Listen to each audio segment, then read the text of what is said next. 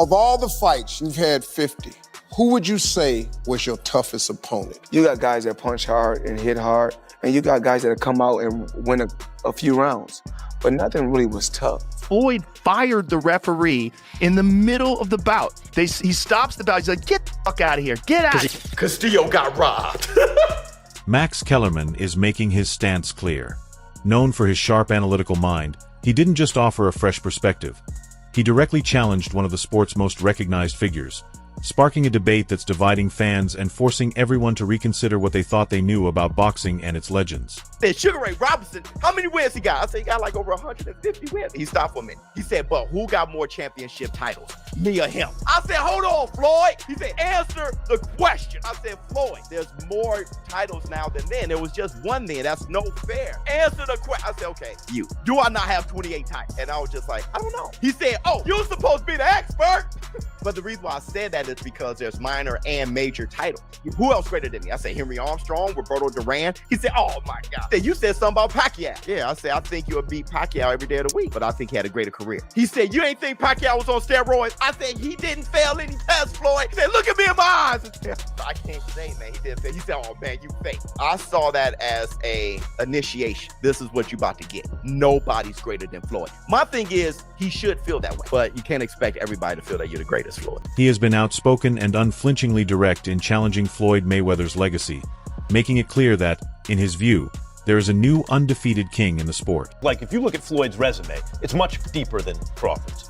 And Floyd was faster and he had a better defense and all that stuff. But Floyd picked and chose when he fought guys, especially once he left lightweight. He wiped out the junior lights, bring him.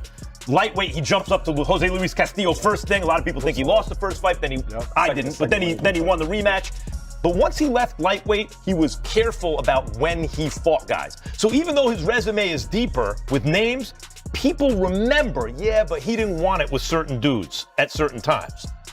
Crawford, we all witnessed, even though the resume is thin in certain ways, he wanted it with everyone the whole time. Oh, yes. That makes a difference to people. Who did Floyd fight that was on his level when he fought?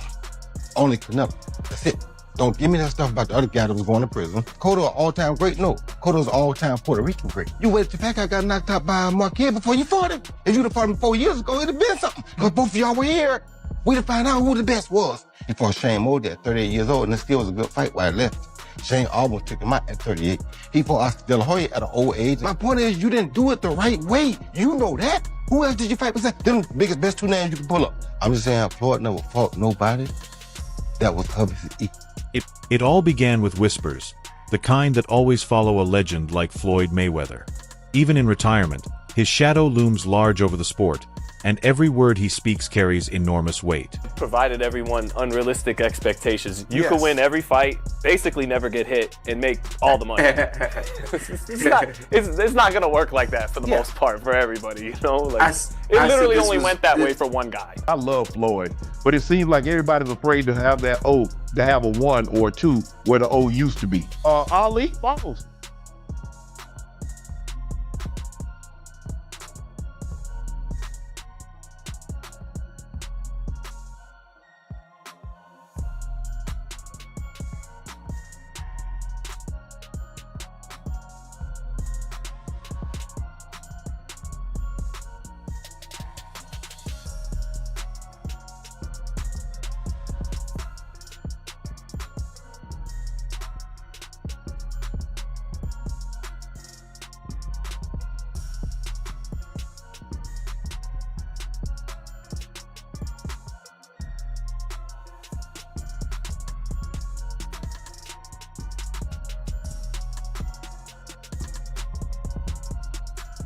When debates about the current pound-for-pound king, Terence "Bud" Crawford, reached a fever pitch, Floyd Mayweather's camp began making noise, subtly questioning the modern era's top fighter. This wasn't a formal challenge, but a series of calculated remarks designed to remind everyone who still occupied the throne. What might have seemed like a typical move from the Mayweather playbook unexpectedly ignited a storm, as Max Kellerman, a man who has analyzed Floyd's entire career, heard the implied call-out and responded with a ferocity few saw coming. Fighting everyone right up until the point where he started to make money. But as much credit as you get for making, the primacy of business, for making business your priority, Well, that comes with trade-offs, because when you make business decisions constantly, sometimes your athletic achievements won't be regarded in the same way as if you made athletic achievements your priority. That said, Mayweather has accomplished a tremendous amount athletically, but the 3 fighters he didn't fight, Antonio Margarito, Manny Pacquiao, when he was obliterating De La Hoya, Hatton, and Cotto, and Shane Mosley when he still had something left. And while he will wind up fighting Pacquiao and Mosley, it'll both be, at the right time for Floyd. That said, what about at the right time Floyd? He's also ancient. A fighter approaching 40, fighting at the level Mayweather is fighting, is unheard of. Mayweather, until recent times, would be considered one of the greatest older fighters of that would be the whole story. Oh my God, can you believe how old Mayweather is? It's a little bit unfair to Floyd. Say, well, you're picking these guys at the right time. Floyd is old. This wasn't the measured historical perspective fans were accustomed to. It was raw, unfiltered, and set to shake the entire boxing world. The first bombshell came when Kellerman directly addressed the comparison between Floyd Mayweather and Terence "Bud" Crawford. Rather than praising Floyd's flawless record, he threw down the gauntlet with a statement that left jaws on the floor, arguing that Crawford, with his relentless pursuit of the toughest challenges, has already built a stronger, more compelling legacy than Mayweather. Kellerman painted a picture of 2 completely different philosophies, describing Mayweather, particularly after leaving the lightweight division, as a master strategist, not just inside the ring but outside of it, a fighter who carefully curated his resume, picking and choosing opponents and often waiting until they were past their absolute prime.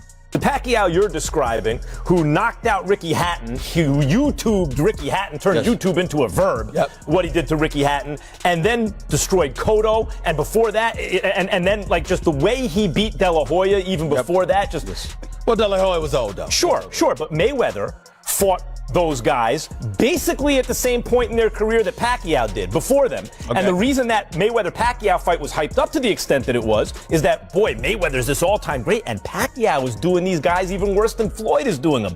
Everyone wanted to see that fight. That Pacquiao's been gone for a long time. So why don't fighters retire when they He didn't just imply it, he said it outright. Then, when turning his focus to Terence "Bud" Crawford, his tone shifted to one of pure reverence.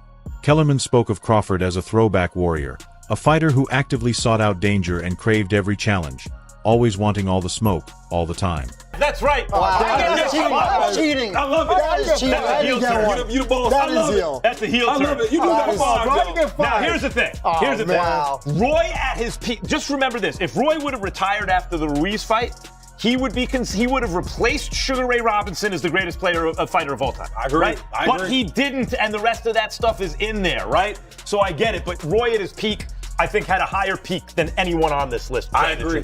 Okay, Manny Pacquiao, we've all said it a million times. I think he is, outside of Sugar Ray Robinson, I have Manny Pacquiao, the second greatest pound-for-pound fighter ever. Floyd Mayweather never lost. And did he cherry pick when and where? Yes. But guys, from 130, 135, he cleaned out 135. He beat the best guy at 130, beat the best guy at 135. Yes, did he pick and choose at 140, 47, and 54? Yeah, but he won all those fights. That's right. And he beat a lot of good fighters. No. And more than that, put Floyd at his best with anyone through history. You do not know who wins. Floyd Mayweather beat Manny Pacquiao, it's true.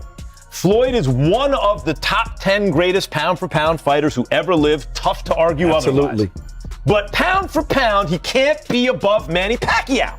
Manny Pacquiao was a flyweight champion. Not that he turned pro at flyweight. He was good enough as a flyweight to be the lineal champion, the real champion. Now, he didn't win titles in every division. He skipped some of these, but I just want to tell you how flyweight, junior bantam, junior feather, junior light, junior welter, He's rapping again. Junior middle. He's rolling. And he laid waste to these divisions. Yeah. He fought great fighters. He never ducked anybody. Mayweather, no disrespect at all to him. He's one of my favorite fighters growing up. Love watching him fight. Perhaps the greatest boxing business person of all time. Yeah. Look at actual boxers in the business. But I don't want to see many fighters come out of retirement. He's done everything he can do. He's one of the best fighters of all time. Stay retired. He highlighted Terence "Bud" Crawford's demolition of Errol Spence Jr. and his masterful victory over Canelo Alvarez as undeniable proof, in Kellerman's eyes, that Crawford's willingness to face anyone anytime wasn't just admirable. It was the very essence of greatness, something he argued Mayweather's later career lacked. That alone would have been enough to ignite debate, but Kellerman was just getting started. Floyd fired the referee in the middle of the bout. He stops the bout. He's like, get the fuck out of here. Get out of here. Because he's the promoter also. Well, I guess. I mean, also, it's Floyd Mayweather. Like, what's the referee going to do? Floyd throws this punch, and he's 100% correct. The punch lands at the side of the head. It's a right hook. It's a perfect punch. And the referee was saying, watch the back of the head. He's like, what the fuck are you talking about? That wasn't the back of the head. And so he kicks the guy out. And they bring in a different referee who finishes the fight. But to truly understand the tension behind this debate, you have to realize this isn't the first time Kellerman has gone all-in against Floyd Mayweather. 4 years, their careers have been intertwined by one of the most infamous predictions in modern boxing history. A professional ghost that still haunts Kellerman today.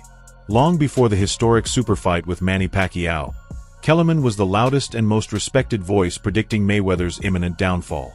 He famously and repeatedly argued that Floyd's legendary defensive style was about to fail, insisting that age and wear would catch up to him and that his perfect record would eventually crumble.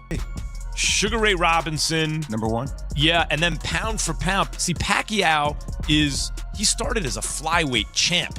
Not just he started his career there. He was the champion at flyweight and then moved up. There are so many divisions between flyweight and junior middleweight where he also won a belt. Even the fact that he could compete with Floyd Mayweather, who's a naturally bigger guy and one of the greatest pure boxers. Pacquiao's overall body of work, you could have him second pound for pound behind Sugar Ray Robinson. How come I'm watching highlights of him knocking people out though, as little as he is, man? Oh, that dude. It's the calves, man. He's got those fast twitchies and those big calves jump in on you and generate a lot of power. Crazy hand speed and power from a southpaw. Really awkward, hard to beat, lightning fast. Pacquiao was all that. He wasn't just predicting a loss. He was forecasting a complete and utter collapse. Of course, that collapse never came. Mayweather went on to dominate Manny Pacquiao and finish his career undefeated, leaving Kellerman's bold prediction to become a meme among boxing fans, a constant reminder of his perceived bias against Money Mayweather. This history adds a critical layer to today's debate, forcing everyone to question whether Kellerman's push to elevate Terence "Bud" Crawford's legacy is pure, unbiased analysis, or the final move in a decade-long chess match, a calculated attempt to retroactively win an old argument by redefining greatness itself. Just as the community was reeling from his take on Crawford, Kellerman broadened his critique, targeting the most sacred cow in boxing, Floyd Mayweather's pound-for-pound status. Responding to a recent ESPN ranking that placed Mayweather at #1 for the century, Kellerman voiced his strongest disagreement yet, declaring that pound for pound, Floyd cannot even be placed above Manny Pacquiao. He argued that Pacquiao's journey, from flyweight champion to welterweight titan, dominating multiple divisions without ever ducking a single opponent, was a historical feat that Mayweather's carefully managed career simply could not match. Pacquiao wasn't able to make flyweight. He was a flyweight who won the lineal championship. So if that's not the most, or one of the 2 or 3 most impressive things in the history of boxing, the fact that he could move up, give me an example of another flyweight who was the lineal champion, moved up, won a bunch of titles in between, and then was that good as a welterweight. Pacquiao won lineal titles, indisputable, that's the man who beat the man, or else putting belts together. No one had ever done it before, ever. No one ever did that. No one ever came close to dreaming about doing that, and then Pacquiao did it. So the fact that Pacquiao is even competitive with Floyd Mayweather, who's one of the greatest pure boxers ever, do any of us believe that if they were the same size naturally, Floyd would beat Pacquiao? And Kellerman wasn't alone in the wave of dissent. Current boxing star Ryan Garcia publicly supported his stance, stating that he has also always ranked Manny Pacquiao above Floyd Mayweather. Pacquiao's my favorite, and you are right. Yeah. But he did beat Pacquiao, and nobody has changed the game like Floyd Money Mayweather. He mastered the art of knowing when to fight somebody and when not to fight somebody. I mean, he's the best in that game. He's the best in, making money and making all the, the huge fights happen. But why? Because he was timing every single one of them. He never fought nobody really in their prime. He always after junior lightweight. He changed the game in the worst way possible. You're right. Everybody's trying to protect their own. I had to break that, right, with Tank. Like, that's one of my idols. Like, I really look up to Pacquiao. Like, people don't know, but like, he's one of the people I look at. I'm like, man, like, this guy is everything I would want to be, as a career, as a fighter, because he did everything, like, with such grace, and he did, hit up spectacular fights. He helped out his community. I'm trying to do things similar like that, but Me, I'm more of I want to give back to, you know, like the younger generation. I want to help them with like anxiety.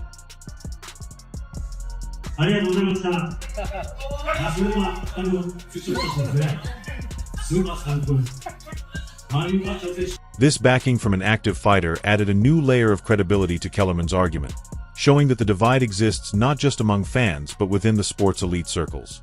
It was a direct challenge to the modern obsession with an undefeated record, implying that a perfect record might reflect flawless matchmaking rather than flawless fighting. Really say something negative, I could really say something positive. But when it's all said and done, and we all approach situations in a different way. Rather Tank was to win or he was to be on the other side and take a loss, I would have stood right there behind him, 100%. And it's no different from you guys seeing a lot of times Tank vent out on social media, but I'm right there. He's young. So if I'm with you through the good, the bad, and the ugly. And I've always spoke about loyalty. Nobody would do business with you if you act like this. But it happens a lot in boxing, though, right? Oh yeah, because to be it's common in strategic. boxing, yeah. Floyd was telling him all these things. Floyd's giving this counsel to Yes. Devontae. Who do you think is telling him to do the rehydration clauses and not, putting all these stipulations on me? You can't do this, you can't do that. The ring needs to be this size. It's Davis Garcia. It's not. But all these things were all by Floyd. Hey, this kid is different. You're gonna say he is different, and you're gonna say, I have no worries on whoever he fights. You're gonna say that. Just spend a week with me. That's all I say. Let's go hang out. Let's do what we do. You're gonna see something. Yeah. And I'm not here to prove myself to nobody. At the end of the day, no, bro. Even though people hate Floyd Mayweather, I love Floyd Mayweather. This guy is almost 50 years old, and he's still taking pictures with all his watches. When I go on a trip for 10 days, I take 30 watches with me. If I go on a trip for 20 days, I take 10 more watches. If it's a 30-day trip, then I bring out the watch that costs $18 million. And he pulls out this $1 million watch. The digital world erupted. Boxing forums and Reddit threads, especially r/boxing, turned into battlegrounds overnight. The reaction was immediate and deeply polarizing. For every fan praising Kellerman's courage, another accused him of blasphemy. One viral thread on the r/Bilsiman subreddit was titled, Max Kellerman just torpedoed 3 decades of goodwill in the boxing community, capturing a sentiment shared by many who felt his comments betrayed his long-standing reputation as a respected boxing historian. How much money could you reasonably walk out of this fight with? 350 million. $350 million. Yes. Wow. it's like, don't do that. You ain't Mayweather. Derek told me never to do that. And I was like, he'll never admit that, but he did say that. Where did it come from then? I was just doing it. I was just like, all right, let me see if this works. It kind of did. He really couldn't hit me for 2 or 3 rounds. Then he started figuring it out. And I'm like, forget this. I'm going to go back to. Others, however, celebrated him. They dug up past clips highlighting a specific, almost prophetic quote in which Kellerman had claimed that Terence "Bud" Crawford had been the pound-for-pound best since the night he defeated Brady's Prescott.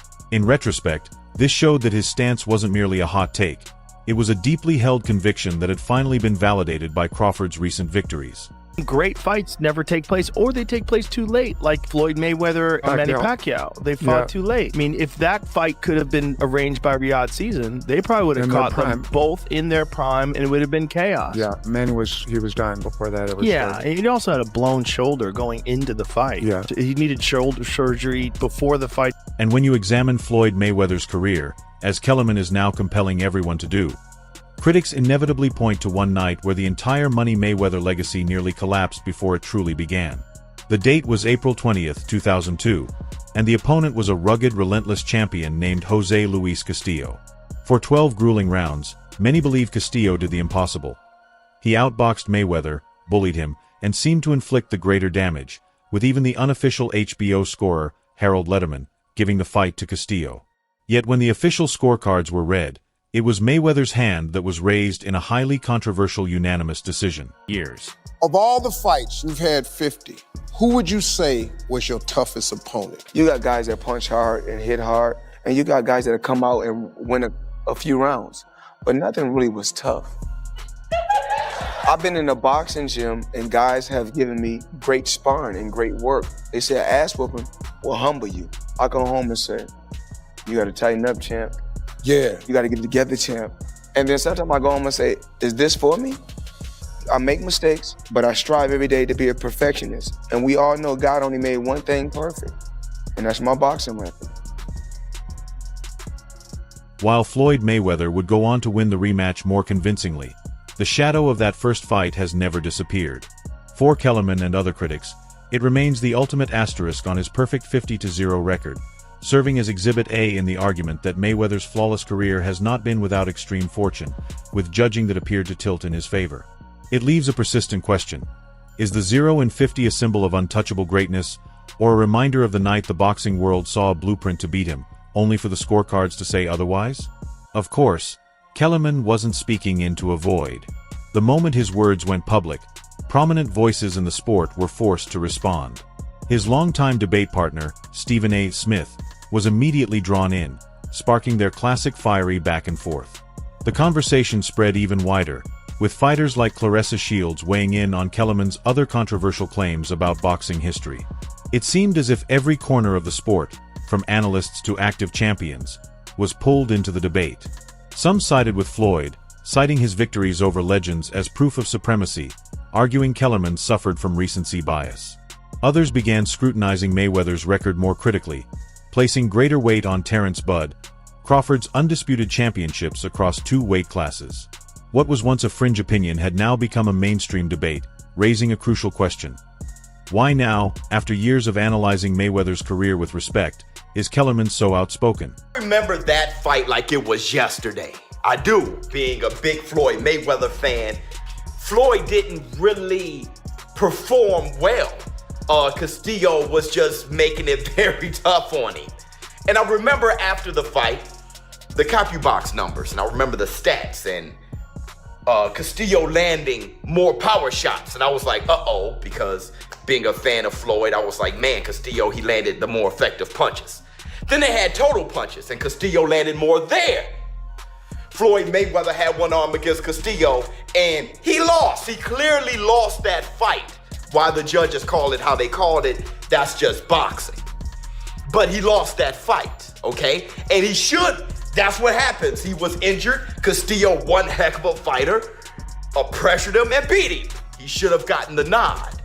So I'm thinking, this is how I feel overall. Floyd Mayweather, he's undefeated officially. We will have to forever say that. He's 50-0. We can't lie. We can't change what it is officially. We can't call him 49-1, 48-2. The guy is 50-0. But Castillo got robbed. Did Max Kellerman choose this moment to unleash such a powerful critique? Some speculate it's tied to his recent career moves. After his high-profile departure from ESPN's First Take, Kellerman has re-emerged as a leading voice in boxing commentary, and this explosive take could be a calculated effort to re-establish himself as the sport's most fearless and authoritative analyst. Or perhaps he genuinely experienced a shift in perspective after witnessing Terence "Bud" Crawford's historic run. Watching Crawford dismantle 2 of the best fighters of this generation in back-to-back bouts may have fundamentally altered his view of what is possible. The true motive remains a mystery, adding yet another layer of intrigue to this unfolding drama. And in the middle of it all stands Terence "Bud" Crawford, where the story takes its most surprising twist. While Kellerman crusades to elevate Crawford's legacy above Floyd Mayweather's, Crawford himself seems to disagree. In a stunning turn, the quietly confident fighter reportedly still holds Mayweather in the highest regard, even siding with him in the ongoing GOAT debate. Spence a couple of years ago, everyone is going to start making comparisons with your legacy to Floyd Mayweather. How do you feel you compare with Floyd with the resume you have now? Listen, Floyd was the greatest in his era. I'm the greatest in my era. It ain't no need to compare me to Floyd or Floyd to me.